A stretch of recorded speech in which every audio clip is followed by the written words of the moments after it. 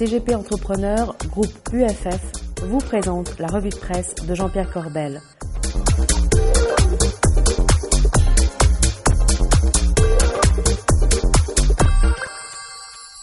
Bonjour, c'est mardi et c'est la revue de presse avec Jean-Pierre Corbel. Jean-Pierre, bonjour. Jean-Pierre, qu'est-ce que vous faites encore ? Je souffle, je souffle. J'essaye de rester zen dans des marchés qui ne le sont pas vraiment. Regardez la semaine du CAC 40, 5066 au plus haut et 4905 au plus bas, des amplitudes de plus de 3%, alors que les taux sans risque sont sous les 1% lents. Je ne sais pas dans quel sens ça va aller cette semaine, mais en tout cas, il n'y a plus de bon sens, Bogdan. Alors maintenant, si vous voulez bien, je vais croiser les doigts aussi. Je croise les doigts. Pourquoi vous voulez croiser les doigts ? Bien, parce que la malédiction des 7 ans. Ah, vous connaissez pas c'est ça regardez cette illustration dans l'expansion. 1973, le choc pétrolier. 80, récession. Crack boursier en 87. Crack oblige en 94. Crack boursier en 2001 et recrack en 2008. 2015, ça craint, Bogdan, on ne sait pas ce qui va se passer. La bourse, c'est comme le mariage, ça a du mal à passer le cap des 7 ans et je sais de quoi vous mariez cette année, je parle. Alors j'annonce. Oui, alors j'annonce. Ben voilà, mais au moins pour 7 ans et voire plus, si affinité quand même, mais vraiment plus. Et donc, pour conjurer le sort, je vous ai amené en coulisses un trèfle à 4 feuilles, faute de pattes de lapin, mais en tout cas, maintenant, je croise les doigts, Bogdan, je croise les doigts. Jean-Pierre, vous m'aurez tout fait. Superstitieux, vous. Eh bien oui, mais il y a quand même des signes, Bogdan. Attention aux signes, regardez cet article dans Les Échos. Madame Michu achète des actions et les marchés sont phagocytés par un tsunami de liquidités. Et ces marchés seraient suracheté, effectivement, alors une correction ou voire un crack ne serait pas loin. Sauf que Madame Michu, figurez-vous qu'elle s'appelle Wang désormais. En mars, ce sont 4 millions de comptes titres qui ont été ouverts en Chine et 1 million sur les seuls 2 premiers jours d'avril. Il va en falloir de la croissance pour payer Madame Michu Wang. Madame Wang. Voilà, c'est ça. Mais heureusement, la croissance est au rendez-vous puisqu'on a fait plus 0,6% au premier trimestre en France. Ça, c'est une très bonne nouvelle. C'est énorme, on peut le dire. C'est quand même. Mais alors, regardez quand même cet article dans Les Échos toujours. Alors, Jean-Hervé Lorenzi, qui est président du Cercle des économistes, il fait preuve d'humilité en déclarant que l'économie mondiale est de plus... En disant que l'économie mondiale est de plus en plus difficile à prévoir, Bogdan, mais il souligne néanmoins que l'Europe restera entre 1,5 et 2% de croissance quand les pays émergents vivront un ralentissement très significatif. Personne n'est réellement capable de mesurer ce qui se passera en Chine, notamment à cause de Madame Wang. En tout cas, cette croissance, quelle qu'elle soit, elle sera faible, on le sait, dans les années à venir. Ça ne suffira pas pour couvrir l'explosion de la masse monétaire. Est-ce que vous savez de combien la masse monétaire a augmenté en 15 ans, Bogdan ?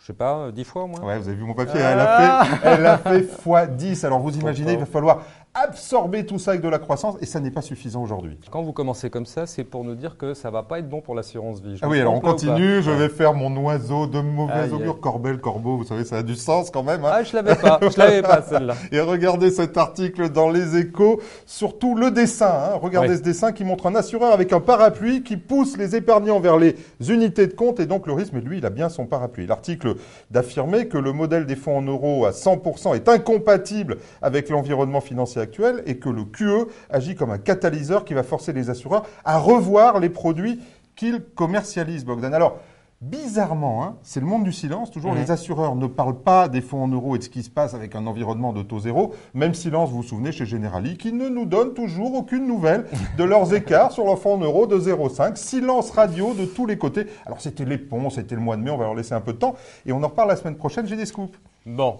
Si je comprends bien, il faut prendre des risques pour gagner en bourse. C'est bien cela ? Alors, pour gagner en épargne, hein, pas en bourse spécialement, en France, la seule solution, c'est d'essayer d'optimiser sa fiscalité. C'est bien la dernière solution. C'est le sport national. Et oui, et c'est le moyen, effectivement, de gagner un peu d'argent quand on sait le montant des impôts qu'on paye. Regardez cet article dans l'expansion sur l'ISF. Vous pouvez déjà être généreux, Bogdan, puisque 75% de vos dons à des fondations d'utilité publique seront pris en charge par l'État au titre de l'ISF.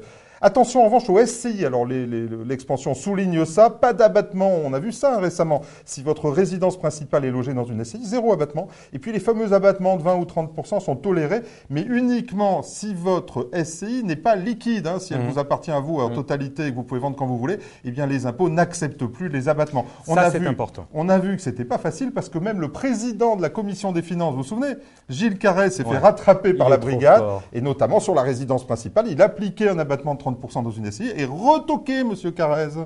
Mais là où il faut vraiment aller, c'est dans l'investissement pour les PME. Eh ben là, oui, il paraît que c'est bon. Ben oui, parce que vous gagnez 50%. Ah. C'est quand même pas rien, 50% de rendement uniquement fiscal, mais enfin, c'est quand même du rendement. Alors, on s'en souvient, les FIP ou les FCPI sont défiscalisables jusqu'à 36 000 € de base. Et au-delà, on peut aller jusqu'à 90 000 € sur des mandats proposés par les mêmes maisons qui vendent les FIP ou les FCPI, comme on les a reçus déjà, de 3 Ventures, Truffle ou Novaxia. On les voit cette semaine, Novaxia en plateau. Ou même dans des investissements directs, là aussi, on peut investir dans le cas de TEPA ISF, dans l'hôtellerie avec une autre maison qu'on a reçue qui est Maranatha, 50%. Non mais 50%, c'est énorme de rendement fiscal. Alors ça vous empêche pas de faire attention à... Tu m'étonnes que la chambre d'hôtel est chère après. Oui, il faut faire attention au rendement économique du sujet. Mais enfin, en tout cas, aujourd'hui, 50%, ça a du sens. Merci l'État quand même, pourvu que ça dure. Autre chose, Jean-Pierre? Ben oui, alors on va rester dans les choses qui rapportent parce que c'est difficile en ce moment et tout le monde veut du conseil. Et alors on va chercher la nouvelle star de l'année, la nouvelle star en termes d'investissement, de placement. Il suffit de voir la collecte. Est-ce que Madame Wang est au courant? Alors sur les SCPI, Madame Wang, elle n'est pas encore au courant. Mais ça ne va pas tarder sur les SCPI, Bogdan. Et regardez cet article dans Challenge avec des gérants de SCPI qui affinent leur offre afin de répondre à une demande toujours plus forte. Et la mode est au marché de la santé, avec des blockbusters. On sait Primovie, on les a reçus, Primonial sur ce plateau, ou à l'international avec LFP Europimo de la française, par exemple. Donc là, ça y est, les SCPI s'internationalisent. Elles ne vont pas encore chez Madame Wang. Puis il y en a bien d'autres, on les a reçus en plateau aussi dans les clubs experts, Amundi ou Perial, qui proposent toujours des SCPI de grande qualité avec un rendement qui tient. Alors ça, c'est vraiment le top du moment. Là aussi, pourvu que ça dure, mais on va les recevoir, tous ces gérants, dans des clubs experts IMO dès la rentrée. Très bien. Allez, pour terminer, très vite, pour rire. Ah oui, j'ai la noix d'honneur, la phrase de la semaine, effectivement. Alors là, il faut regarder ça. Alors c'est dans le Figaro et écoutez ça. Nous considérons qu'il y a un effort de réforme à faire, mais que le programme national de réforme est de meilleure qualité qu'auparavant. Et c'est le qu'auparavant qui est important. Ouais, qui dit ça ? Moscovici. Voilà, Pierre Moscovici qui nous fait cette déclaration en disant ça va mieux qu'auparavant. Alors auparavant, c'était qui ? C'était lui. Donc on fait mieux que quand il était là. Ça rassure sur son jugement, Bogdan. Jean-Pierre, merci beaucoup. C'était un plaisir. Et on se retrouve peut-être mercredi la semaine prochaine, c'est un jour férié. Voilà. Mercredi, voilà. Quant à moi, il ne me reste plus qu'à vous remercier, à vous donner rendez-vous donc mercredi prochain. D'ici là, gardez-vous bien.